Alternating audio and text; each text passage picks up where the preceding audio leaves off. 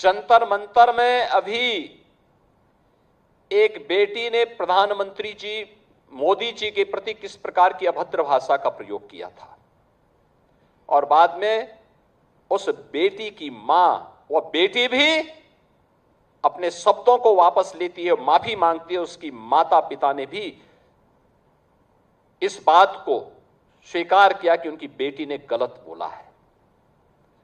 आप क्यों अर्बन नक्सलियों के हाथों भारत की वर्तमान पीढ़ी के भविष्य को खराब करना चाहते हैं? क्यों भारत की विरासत को बर्बाद करना चाहते हैं? क्यों भारत के भविष्य के साथ खिलवाड़ करना चाहते हैं? आपसे एक जिम्मेदार नेता प्रतिपक्ष के रूप में अपनी सकारात्मक भूमिका की अपेक्षा देश रखता था, लेकिन आपने उन भूमिकाओं को भी बर्बाद कर दिया, समाप्त कर दिया है। आपने अपनी जिम्मेदारियों से पूरी तरह अपने आप को अलग कर दिया और यही कारण है कि अमेठी, ये रायबरेली इस परिवार को ढोता तो रहा, लेकिन इस क्षेत्र के सामने पहचान का संकट भी इस परिवार ने हमेशा खड़ा किया। यहां के स्मारक के नाम, यहां के संस्थानों के नाम एक परिवार के नाम पर हो जाएं, इनको अच्छा लगता था, लेकिन राणा बेनी माधव बख्श सिंह जी के नाम पर हो या किसी लालचंद स्वर्णकार के नाम पर हो या किसी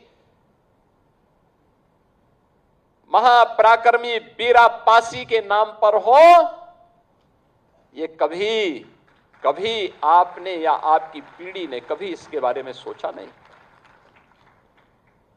जब आप भारत की संस्थाओं को अपमानित करते हैं, जब आप भारत के प्रधानमंत्री के बारे में अपमानजनक टिप्पणी करते हैं, तब एक व्यक्ति के बारे में नहीं, भारत की एक संस्था को अपमानित करते हैं।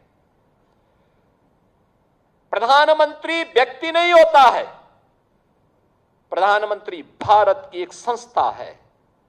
और याद रखना, अगर भारत की ये संस्थाएं कटघरे में खड़ी होंगी तो भारत का हर नागरिक कटघरे में खड़ा होगा।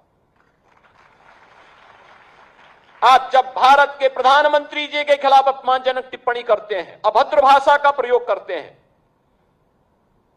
तो ये अभद्र भाषा सचमुच आप भारत को अपमानित करते हैं, भारत की विरासत को अपमानित करते हैं, भारत की वर्तमान पीढ़ी के सामने पहचान का संकट खड़ा करती हैं, क्योंकि यह इंस्टीट्यूशन संदेह के दायरे में खड़ा होता है। और आपको इस प्रकार की गैर जिम्मेदाराना हरकतों से अपने आप को बचना पड़ेगा।